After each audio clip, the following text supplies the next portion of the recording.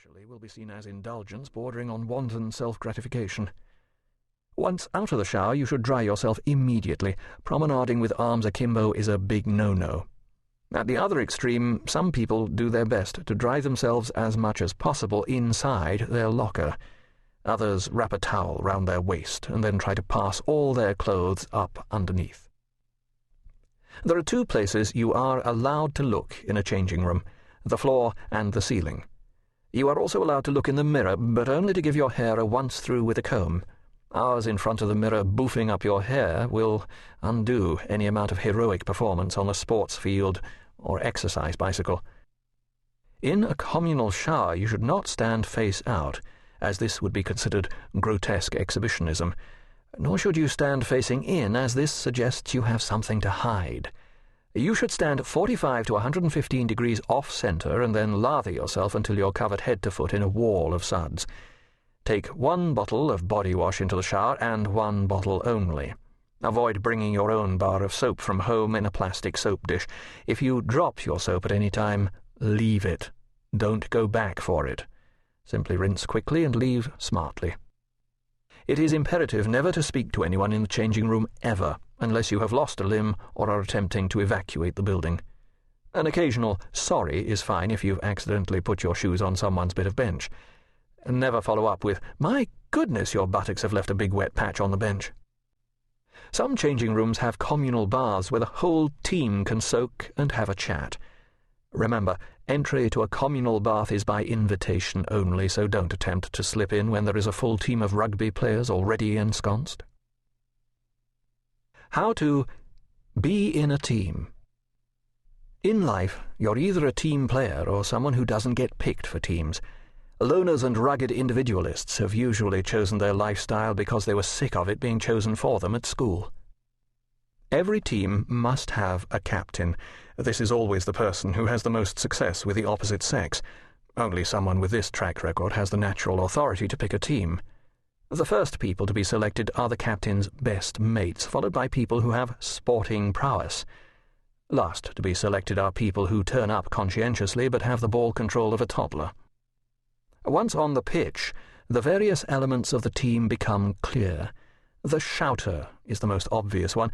This is a person who sees almost nothing of the ball throughout the entire match, possibly because the ball doesn't like shouting. The shouter will give continuous loud instructions about where the ball should be placed. For example, down the wing, through the middle, on the shouter's head. This gives the opposition a very clear idea of where the ball won't be going. The person with talent in the team soon becomes apparent. They will do something with real skill and dexterity before being stretchered off after a freak incident involving assault by 11 members of the other team with hockey sticks. Especially nasty in a netball match. No team is complete without its kit. Responsibility for washing the kit is given to the person most desperate to be in the team. In rugby teams, washing the kit is often an initiation rite, as getting the exact amount of fabric conditioner right can be tricky. A vital part of team sport is the communal bath or shower. That's why it's essential to have decent-sized equipment, unless for some reason you're a woman. The showers are where you begin to celebrate your great victory or forget your epic defeat. In both scenarios, the emotional purging is aided by rolled towels being whipped smartly across the underpants area of other team members. It's worth remembering that your standing in the team can be seriously undermined if you take more than 1 bottle into the shower. If you must take 2 bottles, make sure one is a premium German lager. You won't get far as a team player unless you can sing on the coach. Team songs can have 3 possible themes: the sexual potency of the singers, the sexual inadequacy of the opposition, or the private life of animals. Often these themes are delicately interwoven. The ability to make up verses of uncommon obscenity can guarantee a permanent place in the team. How to do extreme sports. Extreme sports all boil down to thinking up great new ways of killing yourself, and then extracting the death part at the last moment. Anything that gives you the experience of a roller coaster without the roller coaster itself can be classified as an extreme sport. All extreme sports aspire to free fall. Take extreme skiing, or ski extreme as it's sometimes called. Here you ski down slopes that are technically precipices, and that would require ropes and crampons to come up the other way. Really extreme ski extremists do away with skis and slopes altogether and just throw themselves out of a helicopter somewhere cold.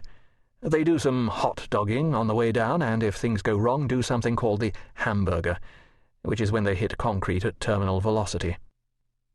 You can measure the extremeness of your sport by the safety equipment you carry, cycle helmet and knee pads, and you might as well be playing extreme bingo. Ropes and harness, and the risk level goes up. Life jackets always look good, but to really impress, you either need a parachute or an ejector seat. Ideally, your dangerous sport should require a combination of ejector seat, life jacket, parachute, ropes, harness, and knee pads. Of course, some people go rambling, kitted out like this, in order to give the impression that they're doing something risky. The impression they give is that they're an extreme idiot. Whitewater rafting is very similar to having a cold shower while someone tries to shove a 12-man dinghy into your cubicle. Whitewater rafting can be made more extreme by having half the water in the form of rocks. For an extra frisson, you can also add hippopotami, who hate nothing more than having their bathing disturbed by a 12-man dinghy landing on their heads. Bungee jumping was invented by Antipodeans who thought jumping off a bridge was too much fun to be left to potential suicides. It's vital, if you're going to do any kind of extreme sport, to dress like you're a surf dude and to shout, "Whoa!" when you're doing it. Turning up in a comfortable tweed jacket and doing something extreme while whistling nonchalantly just makes everyone else feel as though they're wasting their time. The big secret with extreme sports is that they're all rather easy. That's because all extreme sports are gravity-assisted. No one classes ultramarathon running or single-handed circumnavigation or Arctic crossings as extreme sports because they require monumental effort, discipline, and strength. Besides which, you'd freeze your nads off in surf gear and nobody would hear you going, "Whoa!"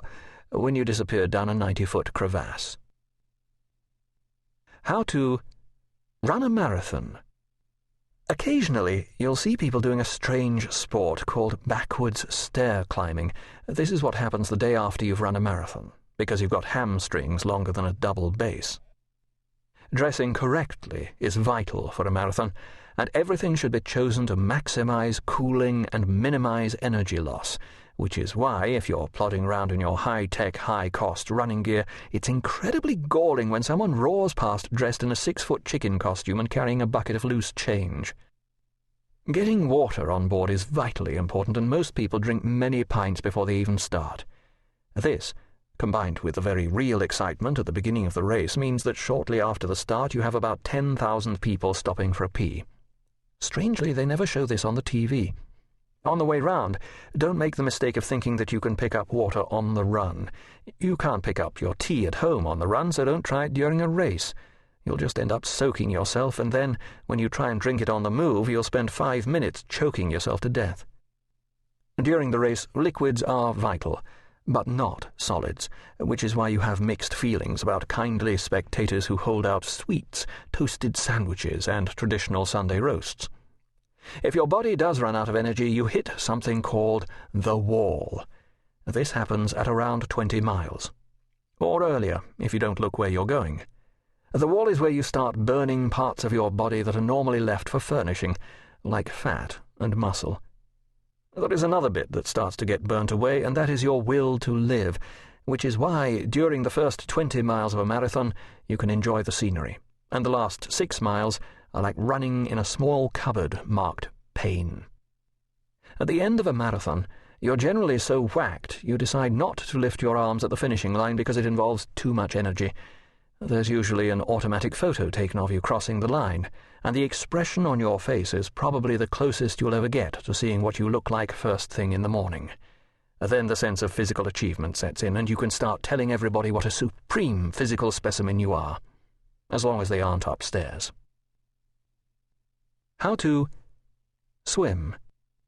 Many people who can't swim pretend to do so by splashing around vigorously but at the same time keeping one foot on the bottom. You might be able to get away with this in the municipal swimming baths, but not with the surfing crowd at Malibu. The first